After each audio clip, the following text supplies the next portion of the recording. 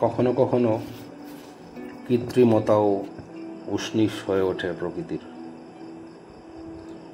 পাহাড়ের কোলে অবস্থিত এক কারখানার ধোঁয়াকে ভ্রম হয় মেঘ ভেবে, যা পাহাড়কে সুসজ্জিত করে।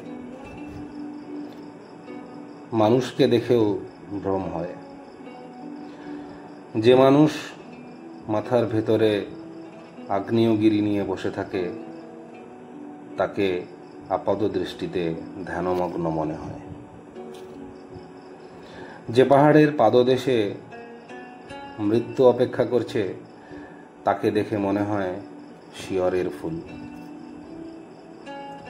ইতি উতি বাতাসে কাঁপতে থাকে তার পাপড়ি, ঘন আঁচে আন্দোলিত হয় তার পাললিক চেতনা।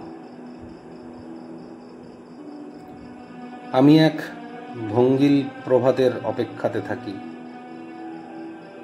যে বাতাসে বৃষ্টিপাত, সে বাতাসেই সিঞ্চিত হয় অবহেলার বল্লরী।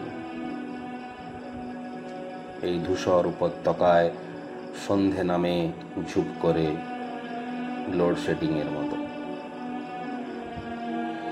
এই উপল পথগুলি কোনো নয়াঞ্জলি বাঁচিয়ে রাখেনি উপজীয়মান আবেগের জন্য। এই স্পর্শকাতর দরজাগুলি ভাবেনি অনুপ্রবেশের কথা। হাঁড়িতে জিয়ল মাছের শব্দ তাদের ভরসা দিত। জীবনের খোয়ারি শেষ হয় না প্রস্রাব ভরে। এই সিঁড়ি বেয়ে নেমে আসি আকাশের নিচে, যেখানে আতপ, যেখানে শ্বেদ ঝরে পড়ে প্রসবের আঙিনায়। কত দূর নিকোবর, কত দূর নাগরিক হর্নে পাড়ি দেওয়া নাগরদোলা দ্বীপান্তরের সমীপে। কোনো জাহাজ দেখতে পাই না সেখানে, তবু আলো জ্বলে টিম টিম কুঁড়ে ঘরে। পুস্তকের নিচে জীবন পোহায় নামতা পেরানো কৈশোর।